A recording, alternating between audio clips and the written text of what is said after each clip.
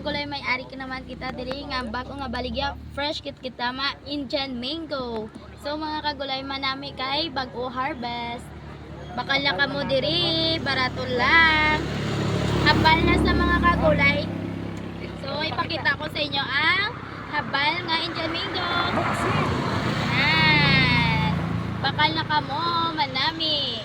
Magpokpay di sa gusto na magbakal karina sa Sitio Camarin tubang sang lumina Clock North Bisan Capiz nahabalan na siya manami oh sa nahidlaw da sa Indian mango kadto nakamudri sakon kag magbakal dagko ni sa hindi gadmay oh nan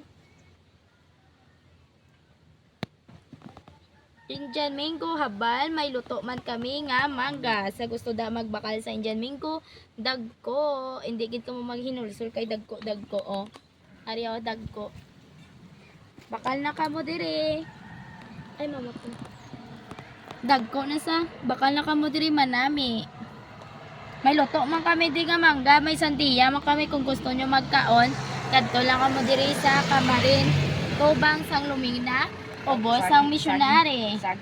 May sab-amang kami din nga habal oh. Nan, wala ini katilaw kalburo. Bakal na kamo diri. May uga pa kami to kung gusto nyo magkaon sang uga. Ay mama ko nahulog.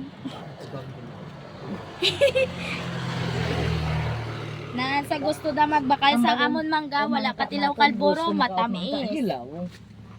May luto man kami di oh, di ba? Gulay girl, amon utan ng pakbet with dayok, tortang talong with itlog.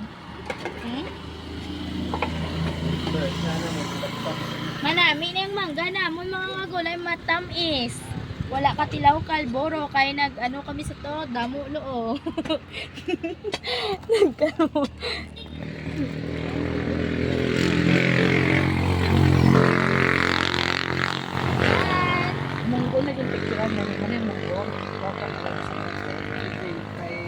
Amo na yung galuto sang utan no? Ang gabaligya utan. Si Auntie Medea. Nan, bakal na ka mo dagko gid siya pila gid siya ini kaki ano? Nan, 60 lang ini mga kagulay ang gadmay nga mangga. Pero sa dagko 75 to 80. Kung isa inyo baklon 80. Ito dako pa sa dako pa sa mga kagulay dako pa sayaw.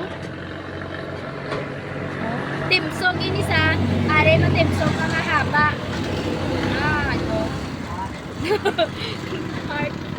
Bye, thank you.